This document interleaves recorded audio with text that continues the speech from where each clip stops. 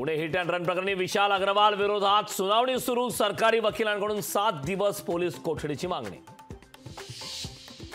विशाल अग्रवालवर शाईफेक, वंदे मातरम संघटनेकडून शाईफेक, पोलीस व्हॅनवर शाईफेकीचा प्रयत्न। Pune hit and run प्रकरणी बाल हक्क न्यायालयाने निकाल ठेवला राखीव। दुपारी 4:30 वाजता देणार निर्णय। पुणे पोलीस 7 दिवसांची कोठडी मागण्याची शक्यता। पुणे हिट अँड रन प्रकरणी वेदांत अग्रवाल दोन्ही पबमध्ये मिळून 75,000ची दारू प्यायला। आरोपीने दारूच्या नशेत सुसाट गाडी चालवत केला अपघात। धनदडग्यांच्या गाडीखाली 2 लेकरं चिरडली गेली। अपघात प्रकरणी गृहमंत्र्यांचा राजीनामा का नाही मागायचा? अनिल देशमुखांचा थेट फडणवीसांवर निशाणा। पुणे अपघात प्रकरणी धंगेकरांनी खोटा नरेटिव्ह सेट केलाय। धंगेकर खोटे नरेटिव्ह सेट करण्यासाठी काहीही करू शकतात। मुरलीधर मोहोळांची ट्विट करत धंगेकरांवर टीका।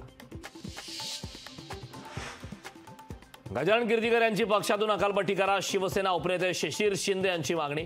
मुख्यमंत्री शिंदेंना पत्र लिहून केली मागणी। झारखंडचे माजी मुख्यमंत्री हेमंत सोरेन यांना सर्वोच्च न्यायालयाचा झटका।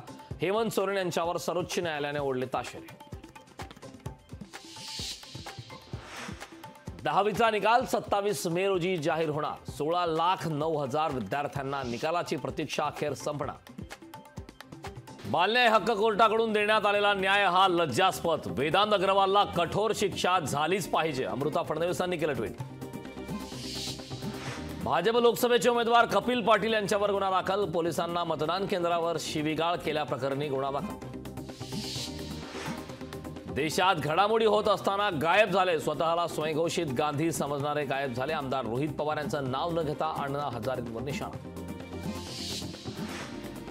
लोकसभा निवडणुकीच्या आचारसंहितेमुळे 30,000 महिलांना साडीचं वाटप रखडलं। लोकसभा निवडणूक आणि आचारसंहिता संपल्यानंतर होणार पुन्हा साड्याचं वाटप। हिट अँड रन प्रकरणानंतर पुणे महापालिका आक्रमक। आणखीन एक अवैध पबवर पुणे महानगरपालिकेने केली कारवाई। संपूर्ण महाराष्ट्र 4,000 टँकरने पाणी पुरवठा। पाणी जपून वापरा, गुलाबराव पाटलांनी नागरिकांना केलं आवाहन।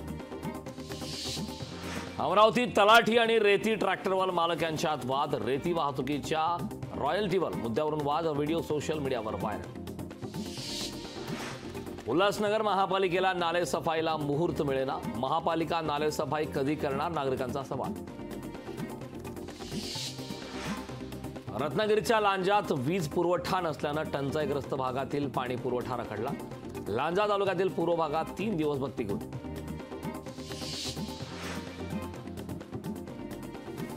करमाळा तालुक्यात वादळी वाऱ्यासह पावसाचा फटका। पावसामुळे तब्बल 50 लाख रुपयांचं नुकसान। अवकाळीमुळे बळीराजा चिंतेत।